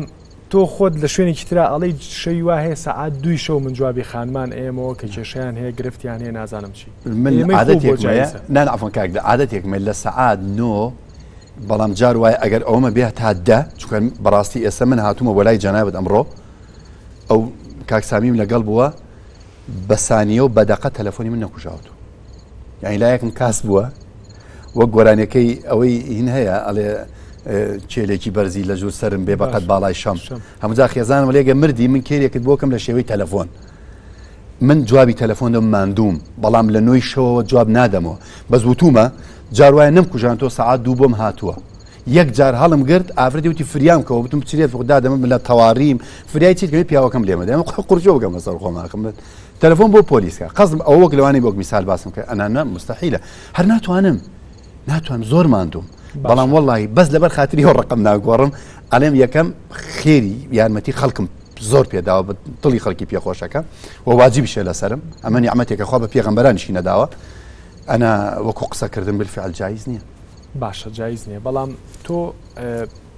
7,000 دەنگی هێناوە بانگەشەی باشە کردووە لە کاتێکا پێویستە بە دەنگی خەڵک بووە بە کەس نەوتۆ دەنگم بدەێت باشە بە کەس نەوتۆ هیوادارم ئەمە وەکو بێمنەتی هەوادارەکانە نەیبینن نانا وەکاریم بە کەسم نەوتووە لە ژیانمە حەزم بە تەکلیف نەبووە تو ئەو خەڵکە خۆی من هەڵسەنجێنێ دەنگم بداتێ حتا لە تەلەڤیزیۆن نەباشە بەڵام خۆ قابلە بەلاش تۆ ئاسایی نەبووە گەر دەرنەچوویتە طبعا وانە لەبەرەوە پێویستە بە دەنگی خەڵک بوو نانە پێویست جیایە و داواکردن جیایە چەندی وتیان وەرە داواکەونێ دێنە سەر تەلەڤیزیۆن مناوم فڵانە و هیوادارم دەنگم بدەنێ وام نەوتووە ئەو نەکرد باشە بەڵام ئەوەندەی من لەگەڵ تا دانیشتوم جاری وایە 10 تەلەفۆنە بۆیە جواب نایتەوە ئەمە جۆرێک لە بێمنەتی و جۆرێک لە هین نییە نا من عفوان دووشت هەیە میێوان هەیە جار وایە لەگەڵیم مشکلەی هەیە تەوان ئەیکوژێنمەوە زۆر کات ئەیکوژێنمەوە زۆر کات یەک ڕقمی تایبەتمەندم هەیە بۆ تایبەتمەند بۆ چیە ئیشی پەرلەمانە حاجی ژنە بۆ نمونە ئیعلامیەکانە ئەمە ئەوەی کە ناوم خەزم کرۆ جوابەدەمەوە بەڵام ڕقمە کۆڕەکێکم هەیە ئەو کۆڕەکە هی ئامە ئەگەر میوانی وەکو جەنابەت بێت تەلامێکی مشکلەیە بیان بەرنامەم هەبێت و کوژانومەتەوە ئەنا مستەحیلە کاک دەروم باوەڕ کە یعنی پرسیاری وام لێ کرێ ئەڵێم ئەمە بۆ تەلەفۆن بۆ ئەکات باس چی بکەم ینی مەجبورم چاپ باشە دەی بەس من خۆزگە بمتوانێت ئەو تەلەفۆنە بۆ ماوەی 1 ساعت بدایەتە تۆ باشە وەڵام منیش وەکو تۆ نیم بەڵام هەر شتێکم کەم بەس ینی من مادام خزمەتی تایە مادوبوونەکەمە حەسێتەوە ئەچی دوایە من ئەوە نیە من ئەڵێ دڵی خانمانی یعنی ئەکسەریتی تەلەفۆنەکانی شارەوەی ئەو بەلو بەڕای من وەکو ئەعلامیەک بەڕای من ئەرچێکی زۆر جوانە کە چوویتە دەناو دیتێڵی ژیانی ئەو کارەکتەرانەوە چوویتە دە ژیانی کەسێکەوە کە خانمێک بەسیقەوە مشکلی خۆی بۆ تۆ باسکات ئەوە دیارە خۆی بۆ خۆی ینی شانازیە بەڕاستی چکە من دو سێ شتە تەلەفۆنەکان یەکە مشکلی نەفسیە پرسیاری شەرعیە مشکلی خێزانیە فەقیر و هەژارە خەڵکێکە لەوە ئیسە پەرلەمانی هاتۆتە سەری باش هەردووعاکەمە خۆی یارمەتیم دەن باش هەندێ بەپێی هەندێ فەرموودە هەمیشە چاکەکردنێکی ئانی چاکەکردنێکی ئێستا زۆر جار پێش فەرزێکی شەکەوێت مەسەلەن ئێستا بوونی حەج و ئەمرە یعنی لە دوو ڕیانەیە ڕێیان بۆ بە مۆدێل بەڕاستی ڕێیان وەکو فەریزە دینیەکەیە من وەکو ڕاگەیاندکارێک داتایەکەیم ئەگەر بۆ نمونە ئەم ساڵ 10,000 حەج و ئەمرە هەبوو بێت نازانمە و ڕقەمە زۆرە زیاترە 20,000 زیاترە 20,000 حەج و ئەمرە هەبوو بێت 20,000 لایکەم ئەگەر بە معادل لە دەوەرەقە حیساب بکەیت لە هەر کەسێک بڵێ 1,000 دۆلاریشی سەرف کرد بێت ئەکاتە 20 میلیۆن دلار ئایا ئەم 20 میلیۆن دلارە خەرج بکرێت بۆ فەقیری وڵاتەکە باشتر نییە من نمونەیەکەینەوە کە سەلاحەدینی ئەیوبی هەتا شەهید بوو ینی بە ئاواتی حەجەوە سەری نایەوە بە کوردێکی حەجی نەکرد لەبەرەوەی پێڕەوا نەبوو هەمیشە ئیشێکی خەیریە کردە پێش حەجەکەی ئایا ئەمە تا چەند تەندروستیانی 20 میلیۆن دلار ئەگەر لە کوردستان سەرف کرێ بۆ کەسوکاری شەهیدان بۆ ئەم هەموو فەقیرە کە هەیە باشتر نییە لەو فەریزەیە بەڕێی جەناب من لێت ناشارمەوە من لە 2000 لە ساڵی 99 چوومە حەج لە 99 باش ڕێکەوت خخوای گەورە ڕێکی خستو و ڕۆیشتم بۆ حەج بەبێ بەرنامەدانان لە 99 من حەجم نەبینیوە ئەوە 16 ساڵە باش یعنی پڕبەدڵ حەزم لێ بچ هەموو ساڵێکی گەیشتەوە بۆ حەدە ئەگەر ویست بێتم پارە دابنێم یعنی بۆ نمونە لە ئەڵمانیا بووم 4 ساڵ لەوێ فرسەت بجایت بچم بۆ حەج هەر قەدەرەن ڕێک نەکەوت لەبەر ئەوەی هەرەوەی کە جەناب باسی کرد شتێکی باشترە هاتەڕێ ئەو مەلاوە مهم بوو بەڵام باسەکە لێرەیە غەیری ئەوانەیە چن بۆ عەمرە لەم وڵاتە ئایا کەم زۆرتر نین لەوانەی کە ئەچن بۆ عەمرە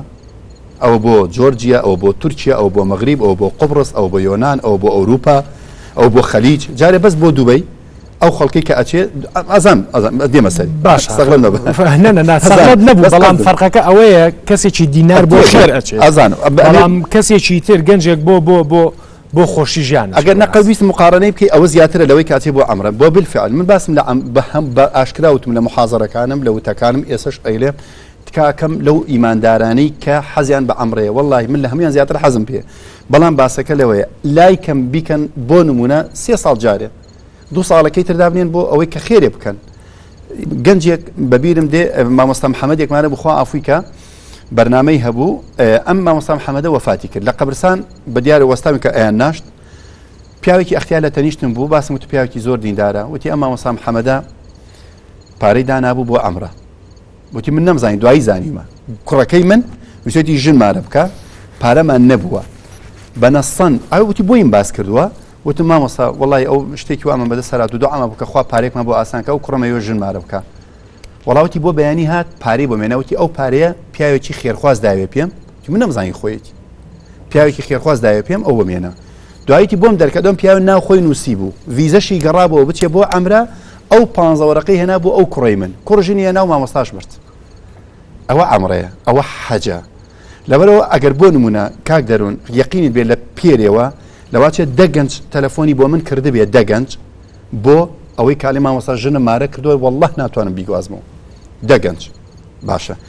لەواچێ بەس پێشمەرگە من ئەمڕۆ بەس ئەمڕۆ یارمەتی تقریبا 6 خێزانی پێشمەرگەم داوە لەگە پێشمەرگەیە قسەم کردووە پێشمەرگە وا لە حدودە لە ئەڵێ بەس من و داعشین کەسی تر نییە خێزانەکەی ناردۆ بە سزمانە والله وبی لای سوێنی ئەخوارەی 5 ڕۆژە 5,000 دینارم لە جیرفانیە کاکە تۆ ئێستا لەم کاتەیە بەڕەئی من ئەمرە بچین طبیعیە ئەگەر ئەشتی ئەوڵێ ئەوە ئەی کە هەیەی ئەوەی کە ئەچێ وەکو اقتراحێک بای ئەمرەکە بدا بە یەکێکی تر بابشتێ قەیناکە بەڵام ئەگەر ناچی و ئەوەندەت کۆکرێتەوە وەڵڵی بیدەی بە خێزانێکی ئاوا بە قەناعەتی من خێری زۆر ینی هاوڕای حەج و ئەمرە بەشێکی بۆ بە مۆدێل حەج فرسەتێکە وەک لەوات خۆمان دووبارە نابێتەوە حەجیایە کامرە نووسیوێتی چەند ساڵە خوتەی بۆ دانا و قوربەسەرە دنیا فرمێسکی بۆ ڕێشتەوە حەجیایە بەڵام ئەمرەکە خەریکە ببێتە مۆدێل خەریکە ببێتە حەز خەریکە لە عیبادەت دەرچێ من ئەڵێم ئەمرەکە بچین بۆ ئەمرە بەڵام من پارچوم ئەم ساڵ ئەم پارێ بدەمە دەستی دایکە هەتیوێکی بەس زمان دینارێک نییە بۆ ئەو مناڵانەی خەرجکە باش تۆ ئەندام پەرلەمانی من ئەم هەمان پرسیارم لە دکتۆر هەواڵیش کرد بە حکومی ئەویش پیاوێکی دینی و پۆستێکی حکومیشیە جەناب ئێستا لە پۆستێکی حکومی باڵاشای بەڵام نوێنەری خەڵکی نوێنەری هەموو چین و توێژەکانی گریمان کۆمەڵێک گەنج پرۆژێک هێنە پەرلەمانەوە بۆ کردنەوەی شوێنێک گەپەپی پرانسیبە دینەکەی جەنابتان حرام بێ حەڵاڵ نەبێ گریمان دیسکۆیەک تۆ چۆن تەعامل لەگەڵ ئەو کەیساکەی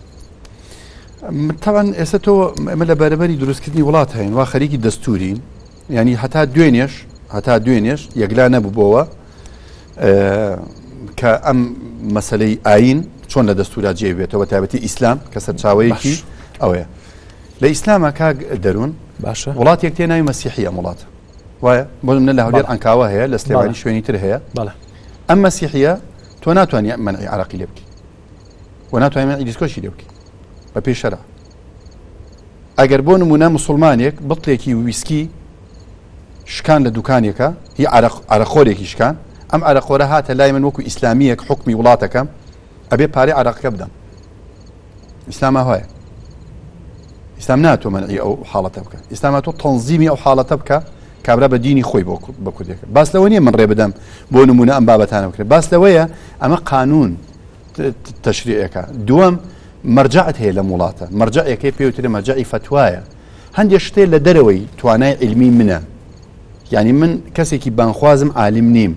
ئەوە عالیمەکانە ئەو دکتۆر علی قەرەداغی و لجنەی فتوایە ئەو کاتە ڕێئیدارە بەڵام و بەڕێزانە پەرلەمانتار نیم من بۆ تۆمت یعنی من پێ دەڵێم ئاگات چێ بێ نانا ئەو کات تۆ ناتوانانی ڕێبگری ینی بۆ گوتم تۆ وڵاتێک تێ مەسیحیە لە مەسیحی کاتەوە تۆ بکرێتەوە باش بەڵام هەتا ئەو کاتەی بەرژەوەندی باڵای ئەخلاقی خەڵک پارێزراو بێ بەڵام بگاتە حەدی ئەوەی بۆ نمونە نەخۆشی تیا دروست بێ ئینحرافی ئەخلاقی تیا دروست بێ ئەمە زۆر خەتەرە باشە لە پێیجی خۆت نووسی بوت خوێنی منیش حەڵال بوو هەڕەشە و لێکراوە بەڵێ لەسەر چی لەسەرەوەی ڕۆژی پەرلەمان نازڵ لەسەرەوەی هەماکردنەوەی یاسای سەرۆکاتیێرە بەڵێ لەوە هیچ بەهین بۆ ماتوو بە ئەوە کۆمنتوانە بەڵام بۆ کاکە بۆ بەکر هەڵە دنی هەر بە نەسەن و تویان تۆ حاجی کاروان ئەکوژین بە 4 تەلەفۆن بە 4 کەسیش چێ بوو ڕقەمەکە بەیەکەیتەوە نییە ئەوە ڕقەمی بەنای چێ قسەی کردم نای بەناو نالێن طبيعي بناو نايله ما مش كان ماني كسي بيده مهم او هاي يعني لا من طبيعيه بخوا استاتون ببيد دمات عيتوني بخوا مقايش بشتي هاكشتي ما قايش قال يركب باشا 8 مليون معاش بحلال زاني بله لبرانبرا كبيشمرجيك لو بيشي سنغرا ب 500000 بله شلون عفوا بس لونيه نسبەی پارە ڕسق دیاری ناکە کە حرام بێ یا حەڵال بێ حاڵەتی پارە دیاری ئەکا حەڵال بێ یا حرام بێ حاڵەتەکەیە ئەسڵ وایە ئەو ناعەدالەتیەی کە هەیە بۆ نمونە لە دابەشکردنی ئەم بوو چەوشتەیە بازێکی کەسی بە مەنسەب وەرێگرێت مەسەلەن بۆ نمونە لە دابەشکردنی غەنیمەیە ئەوەی کە مقدمە بوون لە ئیسلامە ئەو زیاتریان بەرەکەوت پێغەمبەری خوا صلی الله علیه و سلم خمسی بەرەکەوت یعنی 5 بەشی بەرەکەوت مع العلم هموشي أبخشيه بس كرني حرامي حلال من همان برسياري جناب الليرة لو دكتور أومكر كبرنامج بوليان آرتي بونمونا عملية روجانة بينو تا إيوارة كريكاريكا ب 20000 و لو أنزل ب 10000 فقيرة راس دكتورك جناب دتي بولاي علي سرم جانك فحصك تكالي هيك نية سنة دي 15000 كل ده بسمين شي دي سنة باشا هذا وندي يعني بسمين باشا بلا فرق كل واحد من نعلمكو برلمانتار توكو بياچی ئاینی کە لە هەموو کە زیاتر احتیمام بە حرام و حەڵاڵی بەڵێ بەس ئەخنا سەقاوی خۆت مەعاشەکەی خۆت چەنەکە دا ئەوەنە کورە زیاتریشەکە پێشمەرگە قوربەسەر 500,000 هەیە 500,000 ئێستا حاليا 500 هەیە یعنی چەند 16 پێشمەرگەکەی من حسابێکی تقریبا 6 شتێکی وایە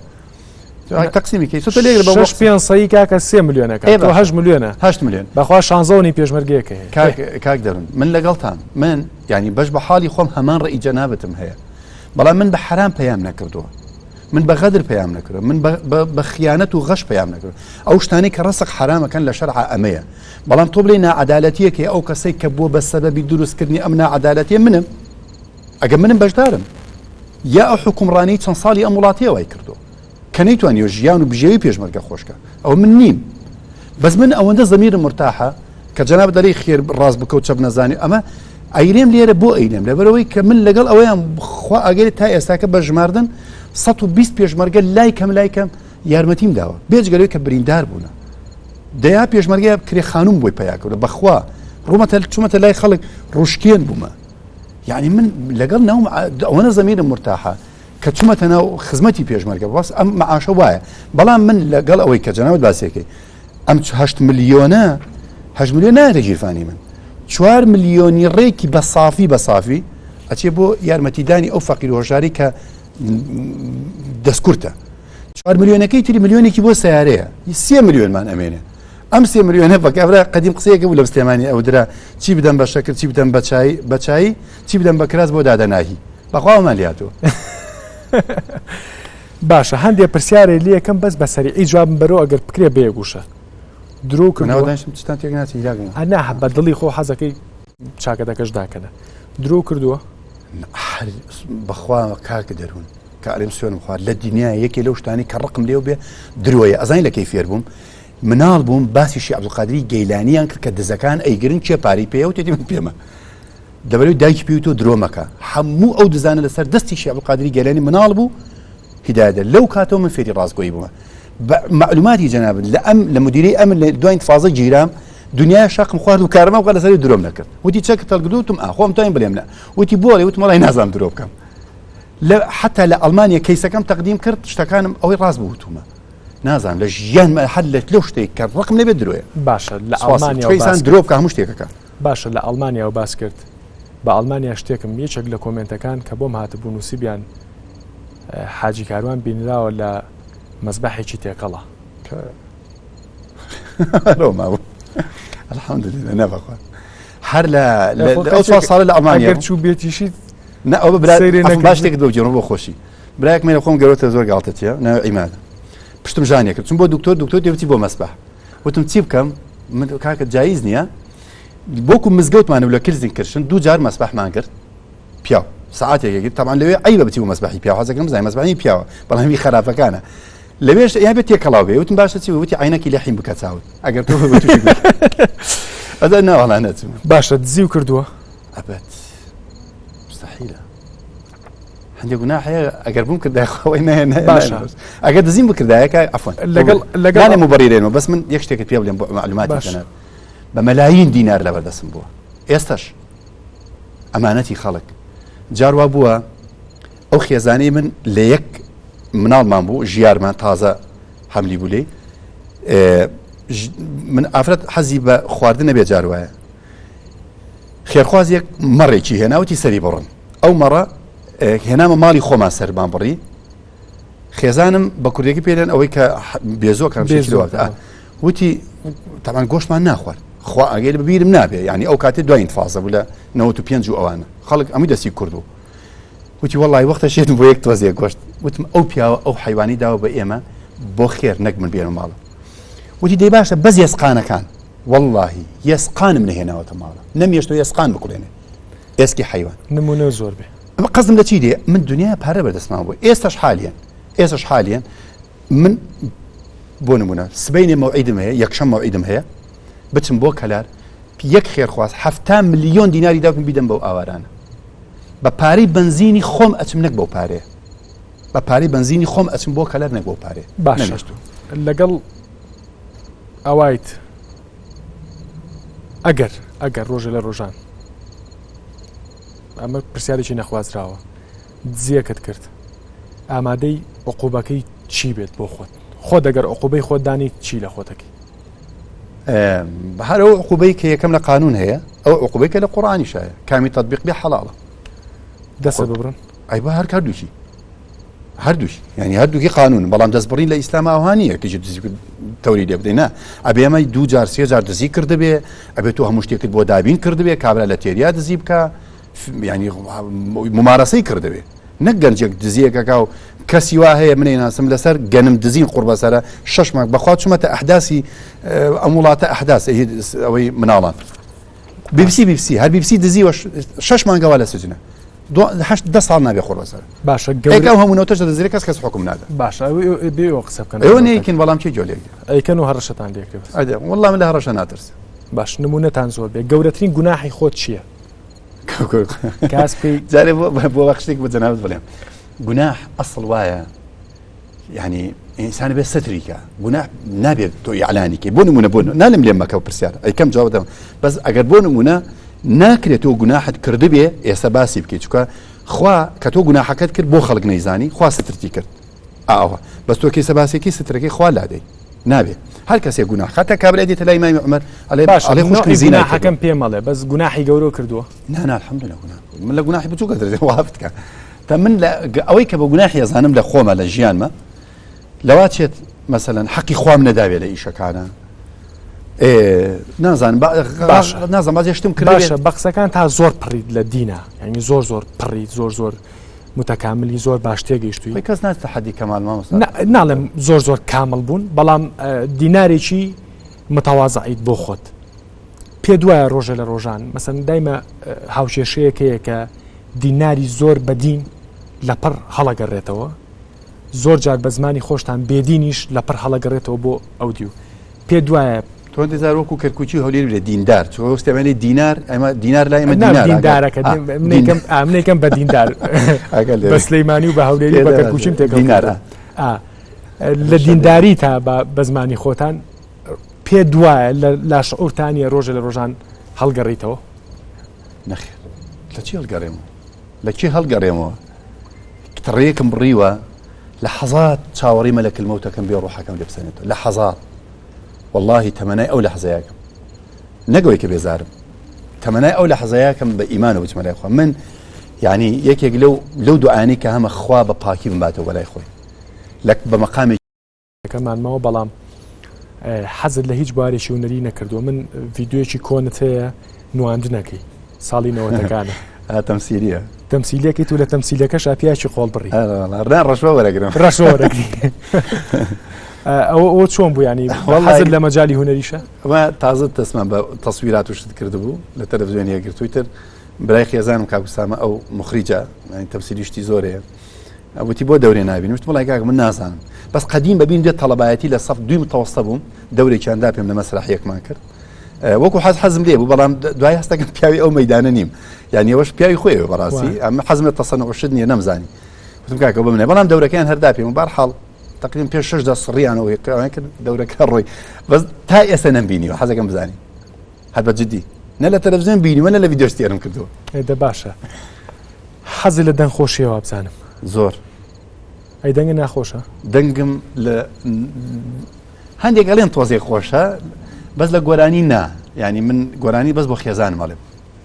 ئەی ئەگەر بۆ نمونە هەر بۆ خێزانتی بڵێ بەس لێرەوە بێ نابێت نا لێرەوە نابێت خزم چکە لێم نایە یان نامێت سەنعاتەکە ڕزیلکەم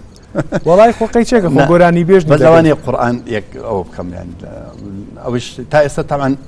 لە هیچ بەرنامەیەکە لە هیچ شوێنەکە دەنگی من نەبیستراوە لە قورئانیشە بەس لە پێشنیێژی شتی وای کردو باش ینی خۆ دەنگی هونەرمەندان حەسەن زیراک مەزەری خاڵقی زۆرم پێ خۆشن ینی بەڵام بەداخەوە من زۆر بەڕاستی ئیزعاجم لە گۆرانی کوردی لە کەلیماتی گۆرانی کوردی نەک لە گۆرانی کوردی گۆرانی کوردی ئەوەیە کە بەهجەت یەحیای گۆرانی شم بە ئاواز و دەنگ نییە لای من هەموو دەنگێک خۆشە چۆ هەر کەسێک گۆرانی وت بای خۆی دەنگی چێر خۆشە خۆ لە خۆی نایە بەڵام کەلیماتی ئێمە زۆر خراپە کەلیماتی دوێنێ پیاوێکی مخریجم بینی ئەندام پەرلەمانی خۆمانە لە هونەرە وتی کابرای ئەوروپی پرسیاری دێم کە ڕۆژەر لە یونسکۆ بوو وتی پێمی وت ئێوە ئەفلامی ئیباحیتان نییە ینی ئەفلامی ڕوت و خراپ وتی ناوەڵ ئێمە کەلیماتی خراپمان سەکەتەوە ئەگۆرانی کوردی شەرمەکەی بیکەیتە کەلیمات و بینوسی باشە ئەگەر ببی بە سەرۆکی هەرێم یەکەم ئیشە چێ ببی جۆی شەیتان کڕ بێ بۆچی جۆی شەیتان کڕ سەرۆکی هەرێمە و باسێکێن وا تاریمانەکەن بم بە سەرۆکی هەرێم پەڕ و باڵمانەکەن ڕواوتکە باشە گریمان بووی بە سەرۆکی هەرێم ئەوەی کە ئێستا ئیشە چییە یەکیشم پێ بڵێ بە تەفاسیلە یەکیش یەکەم ئیشە چیە ببیکەی ئێستا من بۆ نمونە دام ناوەگەر دەسەڵاتدار بم و ببم بە ڕێیسیە وڵاتە چیەکەم یەک شتەکەم یعنی دو سێ شتەکەم بەس یەک شتیان نەزانم چییە یعنی تۆش یەکەم ئیشە چیە بێ عەدالەت بەرپاکە یعنی عەدالەت نییە لە وڵات ئەگەر هەبوایە ئەوای لێ نادەم وڵات دەچوو عەدالەتێ ئەگەر عەدالەت هەبوایە ئەم خەڵکە لە پڕ و پێکا گەورە بوو ئەو خەڵکەی تریش کەوت چۆی عەدالەتێ عەدالەت ئەوەیە یعنی هەمومان وەکو یەک بژین عەدالەت ئەوەیە کە کوڕەکەی من کوڕەکەی تۆ وەکو یەک وابن باسە عەدالەت ئەوەیە تۆ 8 ملیۆنە نەبی و پێشمەرگەی 500,000 نا بالفعل ئەوەی لە عەدالەتەکانە یعنی ئاستەن وایە مامۆستایەک بێن تا ئێوارە ماندوو ئەبێ بەس من بۆ ئەوە نەکردەوە وابن وەنەسە من وەکو معادلەکە لە قسەکەتەوە ئێستا ئەوروپا وایە ئێمە تاوان لە ئەوروپا زۆرترین مەعاش چی بوو کە ناسی بوو حەزەکەم بزانین هەرچی کوردە بوو خەریک بووی کە ناسی بکات ئەوەی ساری زەبڵ لەبەری مەعاشی زۆر مامۆستا مەعاشی زۆرە ئێرێرەوە نییە بۆ حەزی عەدالەت ئەگەر وردیکەیتەوە زۆرە ئەگەر من بم یەکسەر عەدالەتەکەم باس کە نەبوونی عەدالەت تاوانی هەمووشمانە بەڵێ بالضبط منم وام کردووە ناعەدالەتی دروست بێ لەبەرەوەی قبوڵمە قبوڵمە ڕاستە هاتمێ بۆ شەقام زۆر خۆش بوو تەسەورەکەم گفتوگۆ کەشمان هاوڕێیانە و دۆستانە و شەقامی بوو بۆ خەڵکو و بۆ بینەرانی وەڵام منم ئەوهام ینی خناخ و دەرە و من لە ڕێی جەنابتە من داوا لێبردن لە هەموو کەسێک مەگەر لێم عاجز بووە تەمە ناکەم لە ڕێی ئەو مینبەرەوە خەڵک لە دوورەوە تەقیمی من نەکە بناو يعني ظني خرابة من نبن من الرقم لكسنية من حزم بنا راحتي كسنية أوي كهما خزمتي لريدينو خزمتي أم خلق بكم أما أزانم يعني لدمي خم كردو دوما تخلق نامي ضلي كسم لي بيشي والله دعاء كاقدر بو مكسكم رقم لهيج كسيقني بقت أواني قرد اللي ظلم بران بريج كسيقني أوي جينم بي أدا أوي قمانم بي أبا أوي بختيانم بي حتى على فيسبوك كمان بخوا دعاء بوكم حرليم خوايا هيج كسي بساي منو عزيز ندري تمناي أراكم بخو زۆر بەخێر بێ پێشەوەی وەسێتەکە بکەم منیش داوای لێبوردن لە بینەرانەکەم ئەگەر من زۆر لە مەجالە دینیەکە قاڵ نیم و کوجەنابتان لی نازانم ئەگەر گوشەیەکی نەشیا و ئەگەر کۆمەڵە مستەلاح و دێڕمان وەک خۆی پوکپیز باز نەکرد بێ داوای لێبوردنەکەم و هیوادارم گفتوگویەکی هاوڕێیانی بەڕەوشتمان پێشکەش کرد بە بینەران وەسێتی تۆ چێگە لە ژیانە نەمێنی ئەگەر ژیان نمێنم بەڵێ وەسێتمەوەیە ئەوەی خۆم کردومە تا ئێستا لەو بەرنامانە داوام کردو بنووسێتەوە چەند بەرنامە پێشکەش کرۆ بنووسێتەوە ئەوە یەکەم وەسێتمە وەسێتی دووەم ئەوەیە دەست بە دینی خواوە بگرن چونکە بەڕاستی بمانوێت نەجاتمان بێت لە دنیا و لە قیامەت دینی خوایە لەبەر ئەوەی جێی سیقە و متمانە بێ ڕاست و دروست ما بێ دینی خوایە ئیتر ئەو دوای هەمووی مەساڵح ئەو دووەسێتە وەسێتی خێزانەکەشی بێش و براژن کەوتی کە مردی کێلەکە و مۆبایلێکی پێ یاخوا تەمەند درێژبی کوردستان پێویستی بە یۆمانان ماوە ئیشەڵا هاوڕێیانە و دۆستانە و بە ئەخلاقانە بتوانێتیکی جوان هەتا ئەو کاتێ کە توانای خزمەتکردنم هەیە بمژێنە نەمتوانی پێشی ئەو بمبرێنە نامەوێت ئینسانێکی بێ کەڵک بم لە حیات نامەوێت جێگر بم نامەوێت بار بم هەر لە ژیان ماوا بووە تەکلیفم لە کەس نەکردووە هەر حەزم کردوە خزمەتکەم لە پەرلەمان بوومە پێش بەر پەرلەمانمە پێشی ژنوێنام هەر بەس حەزەکەم بەخوا حەزەکەم مناڵێک پیرێک گەنجێک هەر چی شتێ بێ بچم بەدەمیەوە چکە پێغەمبەری خوا سەڵسەڵەم فەرمێ باشترین کەس ئەو کەسەیە کە بچێ بەدەمی احتیاجی خەڵکەوە یا ڕەبی نمونە زۆر بێ هاتنە بۆ شەقام دووبارە زۆر شەقامیە شەر ئاوادان بێ دەستان خۆش زۆر سپاس دەکەم بە ئێوەمانان و بە عەقڵی ئێوەمانان ئاوادانە بێ من عەزیەتم مای بە زمانی بەڕۆژوێتیەوە لە هەولێرەوە تەشریفی هێنا و هاتی شەقام لەگەڵمان وابزادام توانین بێت مۆری سالێ بگەین و کادویستی ئیشەڵڵا وابزانم سەعات و نیوەکی شوێن بە خزمەت نەماوە باجێ دەستەکەمان بکەین و تۆش تەشریف بەریتەوە بەرەو هەولێر فەرموو